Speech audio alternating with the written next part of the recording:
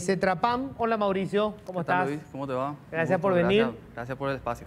Bueno, Mauricio viene, tenía que venir César Ruiz Díaz. César Ruiz Díaz todavía no se maquilló de los últimos golpes que recibió públicamente, ¿verdad? Mediáticamente. Entonces, hoy decidió que el que vaya a poner la cara es Mauricio. Y está con nosotros también Alejandro Zucolillo. ¿Qué tal, Alejandro? ¿Cómo estás? ¿Qué tal, Luis? ¿Qué tal, Luis? Buen día, Patricia. Saludos a la audiencia. ¿Vení del Piquiboli? No, yo me manejo en bici para aislamiento social, andar en bici. Muy bien, muy bien. Todo un atleta el amigo Alejandro. Bueno, Alejandro, vos no estás en ninguna de las organizaciones propiamente, ¿verdad? No, nosotros no estamos ni en Cetrapam ni en UCETRAMA. Nosotros tenemos un gremio pequeño que se creó hace 2 años que se llama FETRAM y estamos ahí con otras pocas empresas. Ok, perfecto. ¿Sos de la línea? De la línea 12, la línea 12 Magno. Correcto. Vasconcelos, vos estás en una de las empresas. Así es, estoy como director de la línea 56, La San Lorenzana. 56, perfecto. Y está también vía Zoom Ignacio Cárdenas, él es de UCETRAMA. ¿Qué tal, Ignacio? ¿Cómo estás? ¿Qué tal, Luis? ¿Cómo estás? Un saludo para vos, para toda la audiencia, para los panelistas, para Ale, para Mauri, y bueno, a las órdenes. Bueno, quiero empezar preguntándole a Mauricio una cuestión que es clave.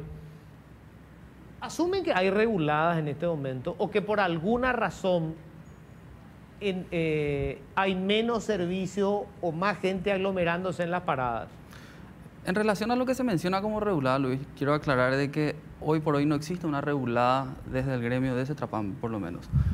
Hoy lo que existe es la imposibilidad de varias empresas de transporte de poder prestar un servicio de reparación de calidad de los buses, por el hecho de que existe un problema de fondo en todo lo que es el servicio de transporte, que es un problema de que hoy la tarifa tiene un enfoque político más que técnico. Y hoy con los datos del Sistema Nacional de Billetaje Electrónico estamos viviendo un momento de cambio, donde deja de tener un enfoque político y empieza a tener un enfoque técnico. Entonces se descarta nuevamente lo que es la regulada, haciendo hincapié a tu pregunta, pero sí vimos un momento de imposibilidad de realizar las reparaciones como corresponden a los buses. Pero en la práctica es lo mismo, o sea, hay menos colectivos que están saliendo. Efectivamente, pero no por una regulada. No, está bien, pero digamos, o sea, es un hecho que hay mucho menos colectivos hoy ofreciendo el servicio. En realidad, en cuanto a cantidad se refiere, no puedo dar fe por los números, pero sí puedo decir que existen empresas que no están pudiendo realizar las reparaciones como corresponden y efectivamente se ve reducido el parque automotor en las calles. Lo que pasa es que para el pasajero es una regulada. O sea, yo estoy esperando, hace 2 horas no vino el colectivo porque hay menos colectivos porque están en el taller y no los pueden reparar, o por la razón que sea, pero... Es la percepción que se tiene, efectivamente, pero una vez más quiero hacer hincapié de que hoy no hay una regulada, es la imposibilidad de reparar las unidades como corresponde por el problema de trasfondo que hoy tenemos de la tarifa. En el caso de UCETRAMA, Ignacio, son los colectivos que vienen desde fuera de lo que sería el área metropolitana, ¿verdad? Pero que llegan también hasta Asunción. No, somos todos regidos, prácticamente todos los que estamos ahí contigo, somos regidos por el Viceministerio de Transporte, ¿verdad? Esa es la gran realidad, o sea, somos bajo el mismo régimen, y ahí es importante, Carlos, lo que dijo Mauri, justamente el hecho de que si bien se siente lo mismo, hay una gran diferencia, ¿verdad? La gran diferencia es el origen, porque se entiende normalmente como regulado como que existe una intención de disminuir la frecuencia de buses con un objetivo a veces político, un objetivo económico, ¿verdad? Porque quiere aclarar, y más justamente eso, ¿verdad? Que no existe una regulada como una intención de hacer eso, sí existe una caída del servicio ya producto de la situación económica. Entonces, como digo, si bien el usuario final siente lo mismo, evidentemente el origen de esta acción es demasiado diferente, la atención que debe tener es demasiado diferente. Y es importante saber que esto nosotros fuimos, la Cetrapam desde abril, nosotros en junio hemos presentado notas concretas al respecto, ya advirtiendo que había que tomar medidas, que iba a llegar el momento que íbamos a estar así. Lastimosamente llegamos, ¿verdad? Y eso es importante aclarar para la opinión pública. Bueno, o sea, acá lo que estamos discutiendo es la causa Para el pasajero hay regulada en el sentido de hay menos colectivos. Entonces, ustedes dicen, no, es porque no se ajusta el precio a lo que cuesta, digamos, ofrecer este servicio y por lo tanto tenemos vehículos que no lo podemos reparar. La gente puede decir, no, estos están presionando porque lo que quieren es justamente el aumento del precio del pasaje. Lo cierto es que para el pasajero la situación hoy es esta. ¿Cómo salimos de esta situación? Es la pregunta. Que por cierto se suma a esto, Luis, vamos a ver si nos responde el presidente de Petropar, porque encontramos hoy en Extra, no encontré yo en los otros periódicos la noticia de que desde el lunes sube el precio del gasoil común. 400 guaraníes. 400 guaraníes más. Pregunto ya de entrada esto, ¿eso va a suponer que van a tener que pedir un ajuste rápido del precio del pasaje? También quiero aclarar, Luis, de que el precio del pasaje, y voy a insistir con esto, tiene que ser una tarifa técnica, que no es que nosotros, empresarios de transporte, solicitamos que se realice un aumento y se tiene que analizar eso. Eso debería venir de manera natural cuando se modifican las variables que forman parte del análisis de la tarifa. En este caso, cuando mencionas el combustible, efectivamente forma parte de lo que sería el análisis de la tarifa en sí. Alejandro, ¿cuál es la visión de ustedes, si bien es un grupo, digamos, nuevo, pero con respecto a lo que se está viviendo hoy? Hoy en la práctica nosotros tenemos una pandemia, la gente está desesperada porque dicen nos cuidamos en nuestra casa, en el trabajo, pero a la hora de esperar el colectivo nos aglomeramos en la parada, esperamos horas, nos subimos al colectivo, allí se aglomera la gente. Es decir, para ellos hay regulada y ninguna seguridad a la hora de tomar el servicio del transporte público. Yo creo, Luis, que, como te dije antes de arrancar el programa, no hay nada más poderoso que una idea que le ha llegado su momento. Y este es el momento de encarar la reforma profunda del sistema del transporte público.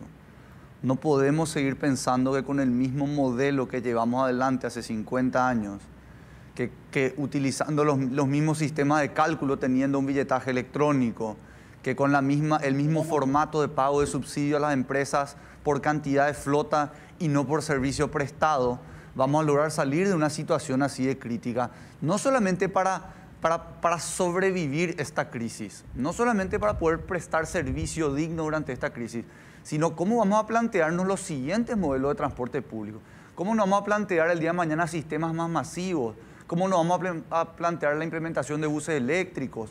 Acá todo hoy se hace a ojímetro, ¿verdad? Donde hoy tenemos las herramientas para poder llevar adelante esta transformación. Pero para poder llevar adelante esta transformación tenemos que escapar de un paradigma en el que estamos atrapados como paraguayos. Yo no creo en que los paraguayos son peores o mejores que cualquier otra clase de personas del mundo, ¿verdad? No creo en esa forma de evaluar a las personas en base a dónde nacieron. Lo que sí te puedo decir es que nosotros los paraguayos estamos atrapados en un paradigma. Y de hecho, si lees muchos tweets te vas a dar cuenta que las personas creen que el transporte público, en su gran mayoría, es una de dos cosas. O un negocio empresarial o un negociado empresarial en contubernio con el Estado. O sea, ahí está la gran mayoría de la población paraguaya, cree que es uno de estos dos. Y vos le preguntás, desde Suiza hasta Singapur, a todos los países donde funciona el transporte público en beneficio del pasajero, y te van a decir el transporte público no es un negocio, es un derecho universal garantizado por la ONU. Garantizado porque si vos no tenés ese derecho universal, ¿cómo vas a pretender que invertiste 200 millones de dólares en equipar un sanatorio en Gavi para atender pacientes del COVID, pero le vas a decir al que vive en el Bañado Sur, si no podés pagarte el taxi, de morir nomás en el Bañado, no pueden acceder a los servicios públicos? ¿Por qué? Porque el pasaje va a costar lo que sea precio de mercado, tenés que pagarlo y si no lo podés pagarlo, lo siento, no podés utilizar los otros servicios públicos que todos coincidimos que son derechos universales. Yo creo que nadie discute que la salud y la educación son derechos universales, pero muchas personas consideran que el transporte público es un negocio y no un derecho universal. ¿Cómo lo prestamos? Esa es la segunda pregunta. Pero si queremos crear un modelo que funcione en beneficio del pasajero, primero tenemos que reconocer que es un derecho. Yo no te puedo decir que si vos no tenés la plata para atenderle a tu mamá en el sanatorio de Irán, se tiene que morir nomás de COVID, ¿verdad? ¿Por qué? Porque no podés pagar el costo, porque vale 50 millones de guaraníes poder atenderle a un paciente de COVID. Y vos le decís, no, este es el costo de mercado y si vos no podés pagar, siento mucho, no tenga el servicio, ¿verdad? O sea, yo creo que si planteamos esta reforma, tenemos que encararla desde una reforma de paradigma primero y a partir de ahí construyamos un servicio. Pero yo entiendo que hay un recelo tan grande, hay una desconfianza tan grande hacia el sector de transporte público, la desconfianza del modelo que se generó, que hoy es un esfuerzo gigantesco poder encarar esta reforma. Por eso lo que primero planteamos, y de hecho esta idea, como comenté anteriormente, salió de un grupo de empresarios de transporte público, particularmente fue Ignacio Cárdenas el primero que propuso la idea de reformar el formato de pago de subsidio para que el dinero esté en las tarjetas de los pasajeros y que nosotros como empresarios estemos obligados a prestar un servicio para poder recibir ese beneficio. Que no sea un cheque fijo a fin de mes, que vos cobres el 0,001% por cada pasajero que vas llevando en el mes. Al final del mes cobraste la misma plata, pero sobre el servicio prestado, no sobre una flota existente y un cálculo matemático que, o sea, hay que ver si es que salió el bus, no salió el bus. Y el Estado a fin de mes te dice, che, te di el cheque pero portate bien y si no te portás bien te cancelo, te regulo, te multo. O sea, estamos trabajando totalmente al revés. Y ya vimos el modelo del PTU, que fue un modelo exitoso. ¿Por qué? Porque en vez de darle al supermercado la plata y decirle, por favor, entreguen bolsa de arroz, de carne, 2 kilos de fideo, lo que hicieron es empoderarle al ciudadano, a la persona que necesitaba esa seguridad social. Y le dijimos, ustedes hagan, ustedes son los que tienen la fuerza, vayan al supermercado y compren el producto que necesiten, vayan a comprar los bienes que necesiten. Pero no podemos nosotros pensar que le vamos al supermercado y vamos a tener un ejército de fiscalizadores alrededor del país que van a controlar a ver si le entregan la bolsa de arroz con la cantidad de kilos comprometidos. Ahora, le quiero preguntar a Ignacio, porque él fue, me decimos, el padre de la idea, sobre esto mismo, ¿verdad? Que se está planteando ahora, el tema de que el subsidio vaya directamente a la tarjeta, es decir, el usuario es el que va a recibir directamente el subsidio. Lo que muchos se preguntan, Ignacio, es cómo se va a hacer para controlar a las empresas, porque hoy el tema del subsidio estaba sirviendo para ver que se pague el IPS, que se hagan los controles técnicos, en teoría por lo menos, ¿verdad? O sea, si vos no hacías todos esos controles no recibías el subsidio. ¿Cómo vamos a hacer para que una vez que se entregue, si es que eso ocurre, el subsidio de manera directa a la tarjeta, no se convierta otra vez en un relajo total los controles que tiene que haber para las empresas premisionarias? Sí, no, lo que pasa es que acá hay una cuestión, como te puedo decir, para poder sopesar lo más importante. Lo más importante es el servicio al pasajero. Sobre esa premisa, desde el momento en el cual el transportista empieza a cobrar el subsidio en la medida que hace la transacción, evidentemente empieza a cobrar el subsidio en la medida que está brindando el servicio. O sea, mal ahora un vehículo que está estacionado, que está descompuesto, o muchas veces que no está, puede generar algún tipo de beneficio como subsidio. Esto automáticamente ya genera una situación de mejora en lo que estamos hablando, entre comillas, lo que sería la regulada, ¿verdad? Lo que están diciendo regulada, ¿verdad? Entonces, esa es la primera solución. La segunda solución, acá hay que reconocer que todo esto se hace en función al billetaje electrónico. El billetaje electrónico ya construyó el 70% de la solución. Esa es la gran realidad. Nosotros venimos trabajando por el billetaje electrónico hace mucho tiempo. Y ahora que es una realidad, lastimosamente es en medio de una pandemia, ¿verdad? Donde complica todas las cuestiones. Pero es a través del billetaje electrónico en donde uno ve que está trabajando un chofer en ese servicio específicamente, ve cuántas veces está trabajando el chofer y hasta producto mismo, eso sabemos y podemos descontar automáticamente lo que sería el IPS de los choferes, ¿verdad? Entonces, hay una serie de cuestiones que las tecnologías ya han solucionado hace demasiado tiempo, que lastimosamente acá estamos llegando un poco de último, pero lo bueno es que al llegar de último llegamos con todo ya el know-how del resto de los países y del resto de las organizaciones. Entonces hay una gran cantidad de soluciones al respecto.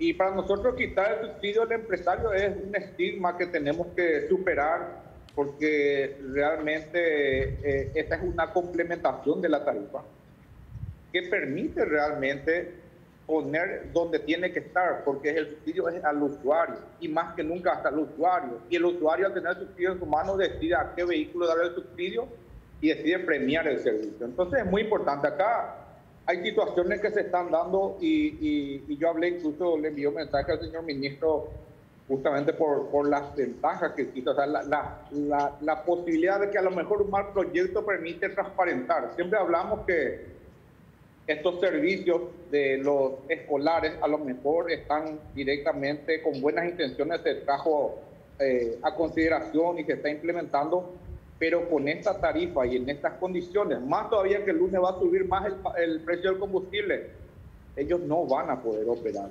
O sea, acá hay que apostar al transporte público, porque el transporte público es que por 2.000, un poco más de 2.000 guaraníes se puede llevar desde los extremos del departamento central a Lambaré, al hospital, el Hospital Nacional, se puede conectar al Hospital Nacional con el Hospital de IPS, con diferentes lugares a un precio muy accesible para la gente. Yo creo que en la región no existe eso, y menos aún pensado con el subsidio y todo el pasaje que tenemos en Paraguay está muy por debajo del promedio general. Claro. A partir de ahí, como digo, veamos y construyamos con mucha sinceridad.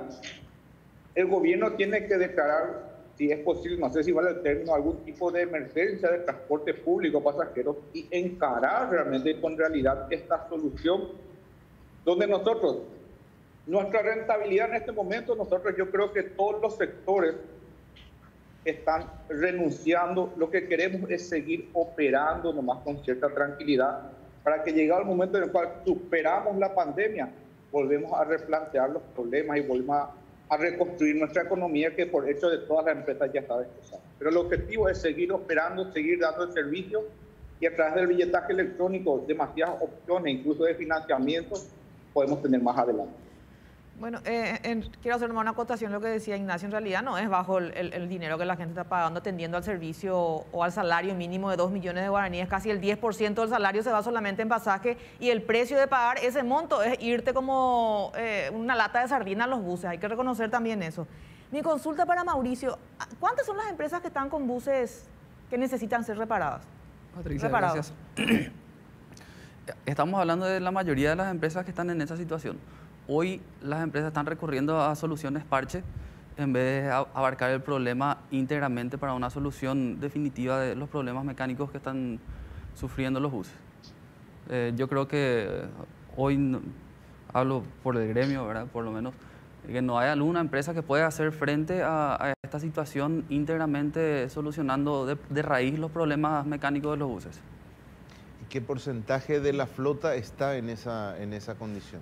Eso variaría dependiendo de cada empresa, pero un promedio.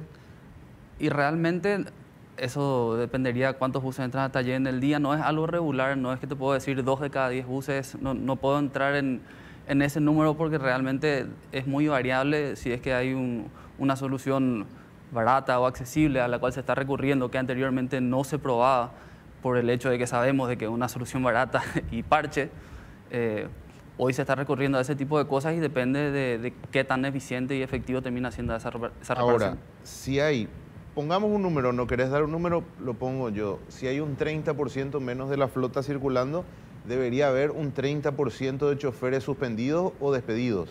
No. Y no hay denuncias de eso. Ahí quiero aclarar, Luis, de que nosotros como empresa estamos obligados a tener 2 choferes por bus habilitado durante la empresa. Es decir, si una empresa tiene 100 buses, debería de tener 200 choferes. Eso también se aclaró, y desde el inicio de la pandemia nosotros no pudimos suspender y no quisimos y no hicimos la suspensión de ninguno de los colaboradores de las empresas de transporte. Eso quedó bastante claro desde el comunicado de la ministra de Trabajo. Yo entiendo que el tema de la información que se obtenga del billetaje electrónico es la base de todo lo que vayamos a discutir. O sea, en teoría, con la información que se recibe del billetaje electrónico vamos a saber exactamente cuántos pasajeros suben en cada colectivo, en qué horario se produce la mayor cantidad de viajes, qué zonas son las que tienen la mayor cantidad de pasajeros, y en teoría habría que esto volver a barajar de cero, o sea, crear nuevos itinerarios con horarios distintos, de forma a distribuir, digamos, el pasaje entre las empresas y que esto termine siendo rentable, porque van a tener que ustedes subsidiar el momento que hay más movimiento, con el movimiento, con el momento en el que hay pocos pasajeros, pero el servicio tiene que existir igual. O sea, si haya uno solo, ese servicio tiene que existir. Por lo tanto, hay que subsidiarlo. ¿En qué etapa estamos? O sea, ¿cuánta información ya se obtuvo y cuándo podemos sentarnos a empezar a armar otra vez esto de cero? Efectivamente, Luis, y concuerdo totalmente contigo de que el Sistema Nacional de Billetaje Electrónico es el inicio de una reforma íntegra del transporte público. Hoy nosotros estamos recabando, así como mencionás, los itinerarios, el mapa de calor o las zonas más calientes, es decir, donde hay más pasajeros aguardando esperar un bus, que eso también puede derivar a que si es que ves que en una zona hay demasiado, bueno, empecemos a diluir para generar un poco menos de caos en el tráfico. Esto también se está teniendo los datos de cuántas personas entran en los buses. Esto, como lo dije al inicio y quiero repetir y hacer hincapié en esto, hay que cambiar el enfoque que hoy tiene la tarifa o el mismo transporte en sí, de tener un enfoque político a tener un enfoque técnico, por el hecho de que el billetaje electrónico brinda datos reales y transparentes. Y eso quiero hacer mucho hincapié también, de que son datos reales y transparentes. Eso es accesible, esos datos están en el Centro de Control y Monitoreo del Viceministerio de Transporte. Está todo plasmado. Hoy el Viceministerio tiene los datos de todas las empresas permisionarias en el Centro de Control y Monitoreo. Luis, Pati, perdón, si quieren responder pueden hacerlo, posiblemente no lo quieran hacer. ¿Cuánto deja de ganancia un colectivo? Un bus. Yo tengo un bus. ¿Cuánto me deja de ganancia al día o al mes eso? O sea, pueden responder los tres. Yo puedo responder que nosotros publicamos, nosotros trabajamos con sistema informático SAP, tenemos toda la información actualizada, no facturé esto, no declaré esto, el 100% de la información está declarada. Nosotros el año pasado en la empresa de transporte público perdimos 5.800 millones de guaraníes. 5.800 millones de guaraníes de pérdida. Pero perder $1 millón, cerrar el boliche y hacer otra cosa. O sea, perder $1 millón, sí. Cerrar el boliche implica despedir 400 personas, implica dejar de prestar un servicio público, implica muchas cosas más allá de lo que es lo netamente económico. Nosotros empezamos hace 5 años en este sistema. Mauricio tiene más tiempo a nivel familiar, pero ellos también están encarando unas reformas importantes. Fueron los primeros en traer buses con aire acondicionado. Nosotros fuimos los primeros en traer buses eléctricos. Lo que quiero decir es que acá entramos para reformar el sistema de transporte público. En las condiciones actuales, el modelo es un modelo perverso. Es un modelo que mientras más servicio prestas, todos mis buses están en condiciones. Todos mis buses trabajaron ayer. Mientras más trabajas, más plata perdés. ¿Por qué? Porque el cheque a fin de mes es fijo, no importa cuánto servicio prestaste. Entonces el modelo es trabajar poco y cobrar el cheque. Si trabajaste mucho, perdés. Si trabajaste poco, ganás. Y si trabajaste medianamente, perdiste un poco o empataste. O sea, ese es el modelo que hoy tenemos construido en el transporte público. Y nosotros entramos para reformar este modelo. O sea, y hoy se presta la oportunidad de reformar el sistema. Pero entonces no desperdiciemos esta oportunidad, porque dentro de 2 o 3 años mi familia me va a decir exactamente lo que vos me está diciendo, cerrar el boliche. Ahora, por lo que se la vean 200.000 personas que vamos a dejar sin servicio de transporte público y 400 familias que vamos a dejar sin un sustento. Ahora, me preocupa porque, por lo que está diciendo, hoy hacer una regulada es un buen negocio. Hoy hacer una regulada es un buen negocio.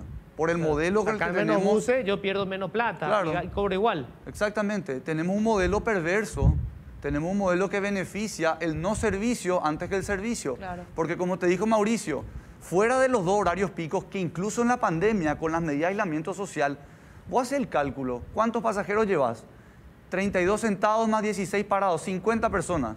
Ponele que le cobras tarifa diferencial y no convencional. Le cobraste 3.600 por persona.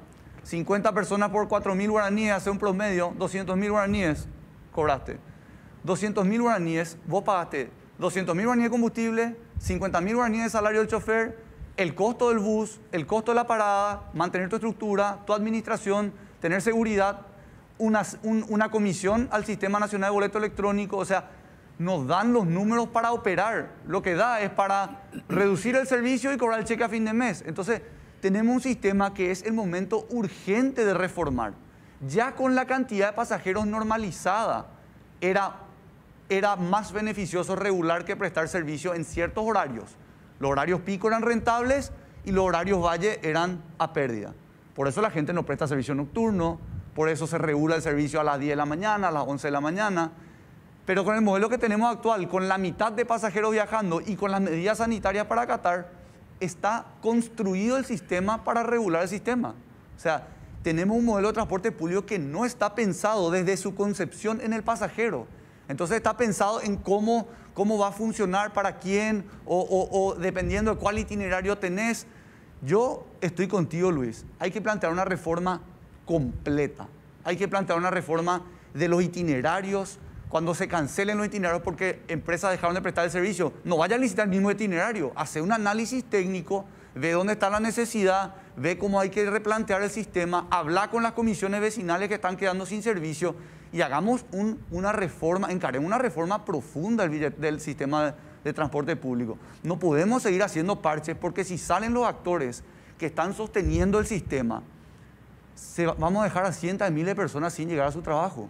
Y ni un macho te va a entrar a licitar hoy esos itinerarios, a decir yo quiero entrar a prestar este servicio con 16 personas paradas a 3.000 guaraníes y voy a tratar de cobrar el cheque a fin de mes. No funciona ese modelo, no funciona. Acá tenemos justamente, este es el de la empresa de ustedes, Alejandro, ¿verdad? Que hacen público, que tuvieron esto. El 15 de marzo. El 15 de marzo, cantidad de viajes realizados por día, cantidad de pasajeros por día, minutos de frecuencia.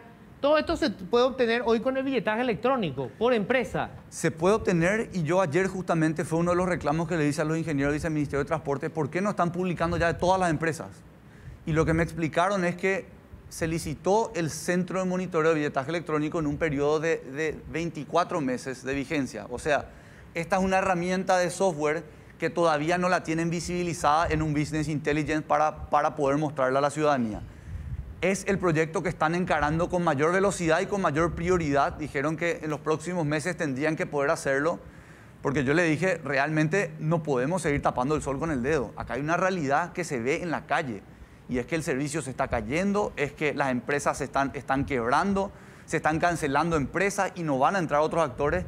Y estas medidas parche que se están haciendo de los camiones de la policía, de los buses escolares, que de hecho, dicha sea de paso, ya dijeron que es imposible operar con el costo de tarifa actual. O sea, está demostrado que vamos a dejar que se caiga, que colapse el sistema, y reconstruir un sistema de transporte público no es fácil. Este proceso que se llevó adelante de la implementación del billetaje electrónico es la base para poder construir esta reforma. Pero si dejamos que se caiga todo lo que hoy hay, va a ser difícil poder crear algo nuevo. Ahora, yo le pregunto, por ejemplo, a Ignacio, si es tan bueno el tema del billetaje electrónico, ahora nos damos cuenta de que es la información básica para poder reformar todo, ¿por qué se demoró 6 años? O sea, ¿quién tenía interés en que esto no funcione? Vos sabés que tenés que hacer todo un programa especial en función de eso. La realidad que yo te puedo decir que hace 3 o 4 años ya atrás, no sé si recordás, fuimos nosotros, nuestra empresa justamente con la empresa Grupo Lince, lanzamos el primer plan piloto para implementar el billetaje electrónico. Fue de público conocimiento, fue realmente algo importante que marcó un precedente, que realmente había gente que quería hacerlo en serio. Lo único que te puedo decir es que 2 meses después de este lanzamiento, cuando íbamos a empezar a desarrollar, se cambió el 100%, ni tal ni el 50%, el 100% del decreto reglamentario del billetaje electrónico, y empezó todo de cero nuevamente. Entonces, de alguna manera, como dice, yo no creo en las brujas, pero de que las hay, existieron muchísimos intereses para que no salga este billetaje electrónico, porque es un modelo que evidentemente era conveniente para mucha gente, ¿verdad?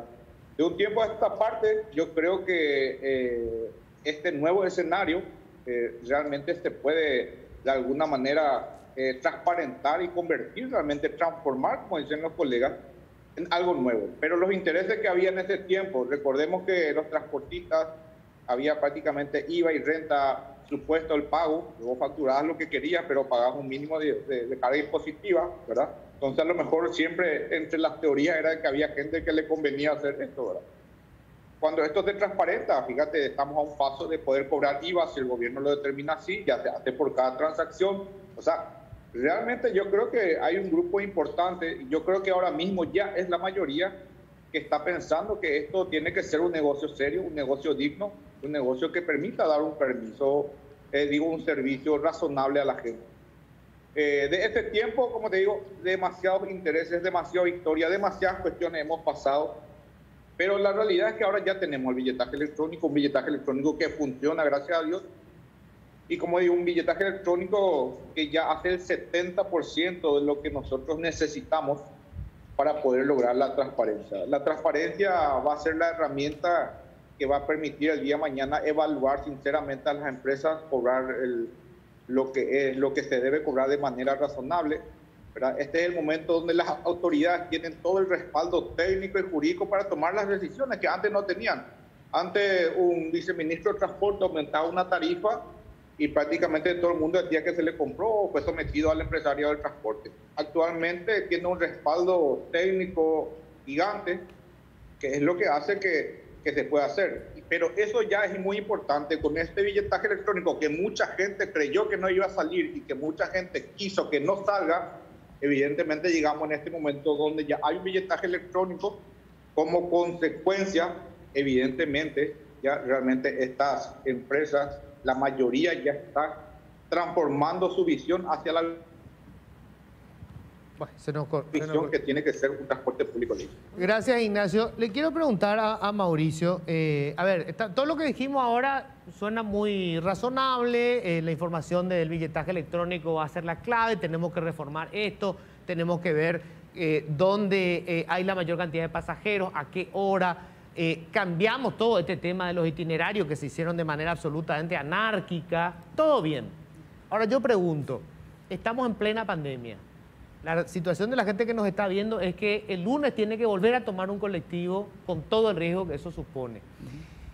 Hacer un cambio va a llevar tiempo, esto no lo vamos a hacer mañana. ¿Qué podemos hacer para que esa regulada de facto, ya sea porque los colectivos están en el taller o porque no quieren perder plata, como dice Alejandro, no están saliendo a la calle, cómo hacemos para solucionar de manera urgente ahora esto, para que esto no se convierta en, no siga siendo un foco de contagio para la gente? Efectivamente, Luis, hay mucho por hacer y no va a ser un cambio de la noche a la mañana. Si es que nosotros hacemos un análisis, bueno, primeramente para empezar es que todas las empresas de transporte están enfocadas y el objetivo principal es lograr un mejor servicio para el pasajero. O sea, todas estas empresas son unas empresas de servicio. Yo quiero que la gente, la audiencia, ustedes panelistas entiendan que el foco de las empresas de transporte es brindar un servicio excelente, de ser posible. Ahora, ¿cómo solucionamos la problemática de ahora, claro, lunes? De ahora, de mañana? Si nosotros hacemos un análisis de la región nada más, en cuanto al apoyo que brindó el Estado a las empresas de transporte para seguir brindando el servicio, no existe nivel de comparación de lo que estamos hablando. Estamos hablando de países que recurrieron a subsidios, estamos hablando de países que recurrieron a precios preferenciales del gasoil. Hoy el gasoil, si es que analizamos la tarifa, representa algo así como el 60% de la tarifa, quitando la cantidad de pasajeros transportados. Hoy, si nosotros podríamos tener acceso a una tarifa preferencial, eso, por ejemplo, ayudaría muchísimo. Esto, de hecho, lo venimos hablando ya hace tiempo con el viceministro y tengo entendido que él está realizando gestiones, para ver si... A ver, para salir de la regulada de facto, el Estado tiene que poner plata. En realidad, para salir de la regulada de facto, las empresas de transportes tienen que estar en una posición donde puedan hacer frente al deterioro de los buses diarios. Pero eso significa dinero público, ya sea subsidiando el combustible o pagando, pero es poner plata. En realidad, Luis, para hacer foco más en esto, necesitamos ver primeramente si la tarifa técnica es respetada y acorde a ver si es que los ingresos de las empresas de transportes dan para hacer las reparaciones pertinentes para que los buses estén en la calle. Esto es un problema que tiene un trasfondo mucho más profundo de lo que hoy se está planteando. Yo entiendo que es complejo, sí. Lo estoy simplificando para la gente. A ver, Alejandro. Lo primero que tenemos que hacer, Luis, es tomar la plata que ya está invirtiendo el gobierno y darle al que presta servicio. O sea, me parece que es el primer paso lógico. Antes, como cuando vos me decís, Tengo otras empresas en el sector privado que por suerte sustentan estas empresas que no son rentables, ¿verdad? Ahora, si vos viene el Estado y me dice, vamos a subir los impuestos, ¿qué es lo que vos le decís, Luis? Espera un poco, mostrame cómo gastás la plata de los impuestos. Déjame joder. Bueno, la misma cosa es lo que yo planteo desde el transporte público. Me parece sensato decir, ok, el transporte público quiere más plata, perfecto. Mostrame cómo prestás el servicio en función a esa plata. Y ahí veamos si hace falta más, si hace falta menos, veamos si analicemos todos los indicadores, transparentemos todos los números y que vengan 20 ingenieros de la FIUNA y planteen distintos modelos, cómo podemos reducir los costos, no solamente pensar en la tarifa, cómo podemos aumentar la cantidad de pasajeros. O sea, no nos encapsulemos en un solo modelo de lo mismo que estamos haciendo, vamos a ponerle más plata, porque se ha visto desde el Estado que a veces darle más plata al Estado con la misma forma de gasto del Estado no necesariamente es la solución. Entonces, lo que yo planteo es primero cambiemos la forma en la que invertimos ese dinero. O sea, como una cuestión urgente es distribuyamos de manera razonable el subsidio ahora. Que el subsidio sea del pasajero, Luis, porque es del pasajero, no es de la empresa. No le paguemos a la empresa un cheque a fin de mes. Démosle al pasajero y a partir de ahí veamos qué tanto tiene que pagar de contraprestación del Estado. Porque si yo te voy a dar dos ópticas. Vos me decís, el Estado paga 9 millones de dólares al año en transporte público. Y es cierto, le paga a las empresas hoy. Ahora te voy a dar la contrapartida. Vos sabés que un usuario, un pasajero, que todos los días viaja en un bus convencional, ¿vos sabés cuánto le da de subsidio el Estado? 2.750 guaraníes. Una empanada le subsidia al Estado. Una empanada por mes. Una empanada por mes le subsidia. O sea, seamos un poquito empáticos y digamos, si queremos que esta persona viaje cómoda, si queremos que esta persona tenga un servicio público, si queremos que acceda a un derecho universal, si queremos que pueda acceder a otros derechos universales, reconstruyamos el sistema, pero sepamos que no alcanza con una empanada. Alejandro, brevemente nomás, 9 millones de dólares por año. Al sistema. A las empresas. A las empresas. ¿Por subsidio sería? Sí, por subsidio. Son 8 millones, Mauricio, creo que fue el año pasado. 9 millones de dólares le entregó el Estado a los transportistas y decís que hay buses que no pueden ser reparados. Patricia, eso es como nos cierra, la gente dice que no puede ser, inclusive esto viene antes de la pandemia. Para complementar nomás lo que me está mencionando Patricia, te agradezco que me toques el tema del subsidio. Si es que hablamos porcentualmente, nosotros estamos hablando de que el subsidio representa en la tarifa convencional un 2% de subsidio y en la tarifa diferencial un 14,5% de subsidio. Si nosotros hacemos un comparativo con la región, estamos hablando de países como Argentina que tienen más del 70% de la tarifa subsidiada. O sea, está bien, yo entiendo que 9 millones de dólares sea un número grande, pero estamos hablando de 2 millones de personas que están en el área, en Gran Asunción, por decirlo de cierta forma, que si bien no todas utilizan el transporte público, si es que los extrapolamos a la cantidad de viajes, esos 9 millones de dólares, suena mucho, es mucha plata. Si a mí me dan 9 millones de dólares, tiro manteca al techo, ¿verdad? Pero no es así. O sea, hoy si nosotros hacemos el subsidio por pasajero, yo te cambio la visión, Patricia, y te digo, hoy se le está subsidiando a cada pasajero 55 guaraníes de la tarifa. Que si bien lo llevamos a un universo y anual, suma 9 millones de dólares. 55 guaraníes de 2.355, ¿sí? Un 2% de la tarifa. ¿Sí? Entonces, eso también para dejar en claro, es un número grande, sí, cuando se habla anualmente de todos los pasajeros transportados, pero estamos hablando del 2% de la tarifa. Hoy el desfasaje en la tarifa es más del 50%, ¿sí? Entonces, hoy nos están subsidiando, le está subsidiando al pasajero, eso también para dejar claro, el 2% de la tarifa, pero cuando hablamos de una tarifa técnica donde se ponen los datos reales y transparentes del Sistema Nacional de Billetaje Electrónico, vemos que hay un desfasaje de más del 50%. Claro, y permitime también cambiarte en lo siguiente. Esta pandemia ha golpeado al comercio en general. Claro. Y hay empresas que han quebrado y no han recibido un solo guaraní de subsidio del Estado ni de nadie. Y que incluso recurrieron al Banco Nacional de Fomento para acceder a un préstamo y no se lo dieron. O sea, dentro de toda la estructura, ustedes son unos privilegiados que reciben 9 millones de dólares en un principio, en un subsidio que podemos coincidir y coincidimos que políticamente está mal distribuido, pero en realidad están recibiendo 9 millones de dólares. Y aparte ahora plantean una salida extra para darle solución a esto. recurran al Banco Nacional de Fomento también para intentar salir como lo hicieron otras empresas. Claro. En realidad, Luis, ya hemos recurrido al Banco Nacional de Fomento, ya hemos tenido reuniones y hasta ahora no tuvimos respuesta. Estamos hablando de reuniones que la hemos realizado hace más de 6 meses. O sea, solamente para complementar ese punto, ya lo hicimos y ya está en curso eso. Si es que hablamos de subsidio, quiero dejar en claro, por favor, que no se confunda. El subsidio es al pasajero. Hoy estamos hablando de 9 millones de dólares que fueron a los pasajeros.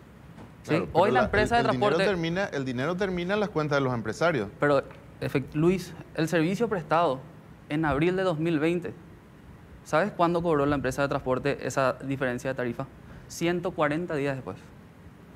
O sea, hoy una empresa de transporte brinda el servicio y cobra a 90 días, con suerte. Claro, en teoría para el pasajero, pero como bien explica Alejandro, en realidad, digamos, no tiene que ver con cuántos pasajeros subiste porque es una estimación que se hace y es un reparto. Pero, a ver, Ignacio que está esperando hace rato. Ignacio.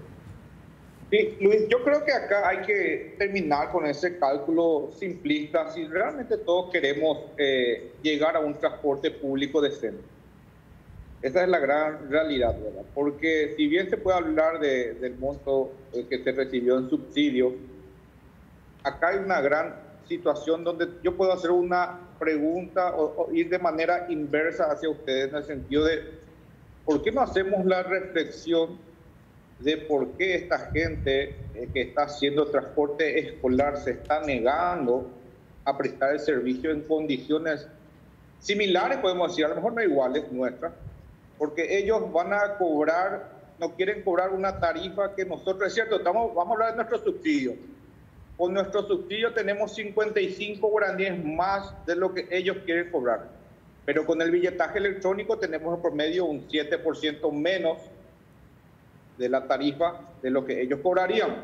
Por ende, estamos cobrando 150 guaraníes aproximadamente menos de lo que cobraría, ya con subsidio estoy hablando, un transportista escolar. Y este transportista escolar incluso no tiene chofer porque normalmente él es su chofer. Ni siquiera para ganar lo que podría ganar como un empleado de sí mismo, él está teniendo, o él está creyendo que va a tener condiciones de operar, que de hecho no lo va a poder operar, ¿verdad? Si hacen la aventura van a terminar lastimosamente peor de cómo empezar.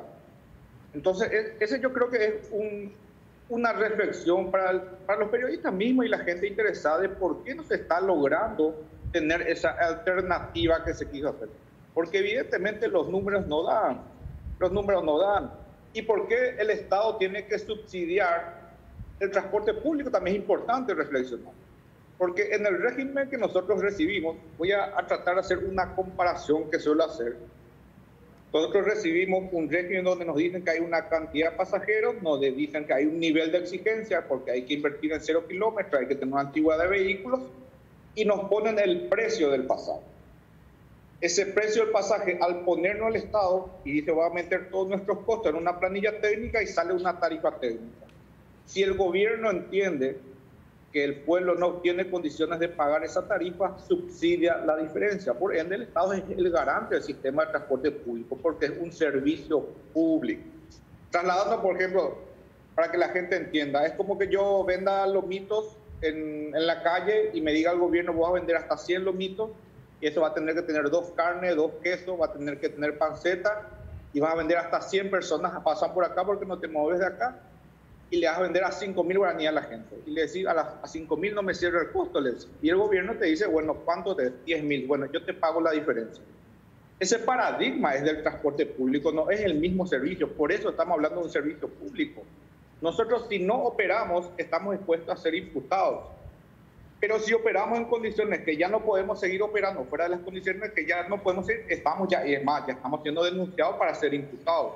Por eso yo digo, el transporte público, si queremos realmente construir a futuro algo digno para la gente, no podemos hacer ese pensamiento simplista de decir que un monto porque los costos operacionales, los costos operativos son muy grandes. Pero sí podemos hacer populismo. El problema es cuando se hace populismo, como se hizo populismo todo este tiempo, empieza a caer el sistema. Y el backup, porque decís, bueno, yo le voy a dar a otro grupo de empresarios que vengan y dicen, no, en las mismas condiciones tampoco podemos operar. termina esa gente dándonos la razón, lastimosamente, ¿verdad? Porque el servicio se está cayendo y cuesta más levantar que algo que empezar de cero. Y el servicio está cayendo y está explotando en la cara del gobierno. O sea, hay que terminar con el populismo, hay que transparentar. Tenemos una herramienta que no teníamos antes y sobre esa herramienta hay que construir. Entonces hay que hacer esa nueva visión y les pido tanto al periodismo, tanto a la gente en general, que demos esta oportunidad porque mucha gente fue muy perjudicada incluso para poder llegar al billetaje electrónico. Mucha gente. Por eso yo, ese es todo un programa aparte. Ignacio. Pero lo tenemos ahora y funciona. Ya, Entonces Ignacio, tenemos que trabajar en función de eso. Se me fue el tiempo. Gracias, Ignacio. Gracias, Ignacio. Okay, creo que... cuando usted. Bueno, creo que un poco dimos vueltas sobre los mismos temas porque partimos de una base. El billetaje electrónico es hoy clave porque vamos a tener información cierta. Por primera Vamos a vez. ver, por primera vez. Y transparente. ¿Cuántos pasajeros suben en cada colectivo? ¿Cuáles son los itinerarios que tienen una mayor cantidad de pasajeros? O sea, primero vamos a tener la realidad de cuánta gente se mueve, a qué hora se mueve y quiénes los están transportando. A partir de ahí hay que hacer una serie de cambios. Obviamente hay que volver a barajar todo esto, como bien decía Alejandro. A mí me preocupa y le quiero preguntar esto a Alejandro porque vos decís, hoy la urgencia, ¿cómo hacemos para este tema de la gente que o tiene los colectivos en el taller o no los quiere sacar porque no es rentable?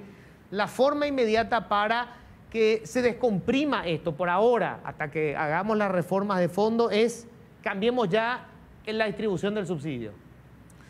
Hay dinero público que se está invirtiendo en el sistema de transporte público. Cuando utilizamos estos términos de se gasta o se les dio o esto, estamos entrando de vuelta en el paradigma equivocado. Entramos de vuelta en que esto es un negocio, esto es un servicio público. El servicio público de la salud se invirtió 1.500 millones de dólares el año pasado y nadie está acá para decir que está mal invertido, que fue gastada esa plata. Lo que queremos decir es que para invertir el dinero en transporte público y no gastar el dinero en transporte público, ese dinero tiene que estar empoderado al beneficiario del servicio, que es el usuario de transporte público. Cuando tenga el dinero, la empresa va a estar obligada a prestarle el servicio y siquiera que el que preste servicio sea el beneficiario, que el que preste servicio cobre subsidio. Ahora, el que no presta servicio, siento mucho, no hay por qué ser subsidiado sin prestar un servicio. Y a partir de ahí, con esa nueva fórmula de transparencia y una relación renovada entre la empresa, la prensa, la sociedad civil, reconociendo de que esto es un derecho universal de las personas más vulnerables del país, ahí pensemos cuánto se merece esa persona, qué nivel de servicio se merece esa persona. No pensemos en cuánto tiene que ganar la empresa, cuánto tiene que ser la tarifa, cuánto tiene que ser el... Después vamos a construir todo eso por detrás. Todo hay que hacer con una ingeniería lógica de cómo llegar al resultado. Pero tenemos que empezar con la causa, tenemos que empezar con la persona que hoy no llega a su trabajo, que hoy pierde empleo, que hoy no le puede llevar a su mamá al sanatorio, porque estamos todos enredados en una discusión de si es mucho, si es poco, si tiene que ganar ahora, pero perder el año pasado, pero recién dentro de 2 años va a volver a ganar. O sea, tenemos que resolver la problemática de esta persona y esta persona es la que hoy tiene que tener el dinero público para poder recibir ese servicio. Entonces, eso se puede hacer inmediatamente, no es una reforma larga. Como comenté, yo estuve trabajando ayer con ingenieros del Viceministerio de Transporte y de las prestadoras del servicio de pago electrónico, el billetaje electrónico, y ellos creen que esto se puede lograr en menos de 30 días.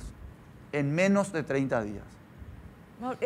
Una consulta, Mauricio, nomás, porque Sí. la gente acude sobre todo a la prensa para pedir ayuda al tema de transporte y todos los días sacan fotografías, envían videos, porque tienen la esperanza de que cuando se publica en la prensa los transportistas van a sacar más los buses.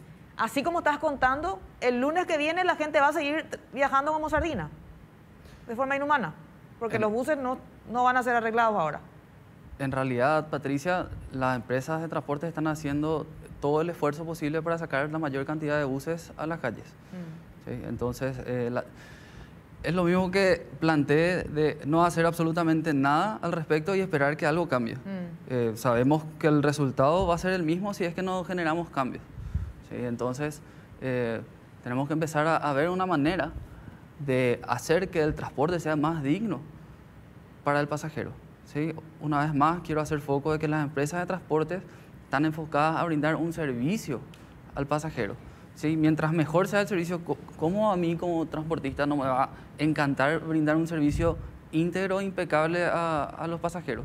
Es lo mismo que, no sé, que una empresa no quiera ser excelente. O sea, todos buscamos la excelencia. O sea, si la línea 56, por poner un ejemplo, ya Sí. que venís ahí, hoy está sacando 20 rodados, 20 buses. El lunes va a seguir sacando 20 buses.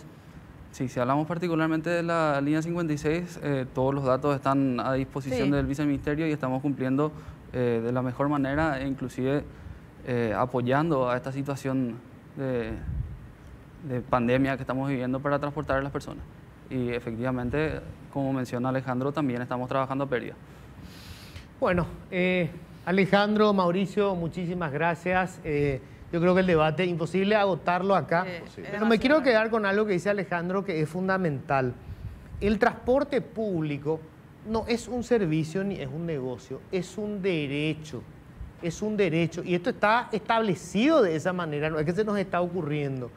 El derecho del que nos está escuchando, que tiene que llegar hasta un hospital público a llevarle a la madre enferma, el derecho del que necesita llegar a su lugar de trabajo, a la es escuela. un derecho. Los chicos que tienen que llegar a la escuela es un derecho.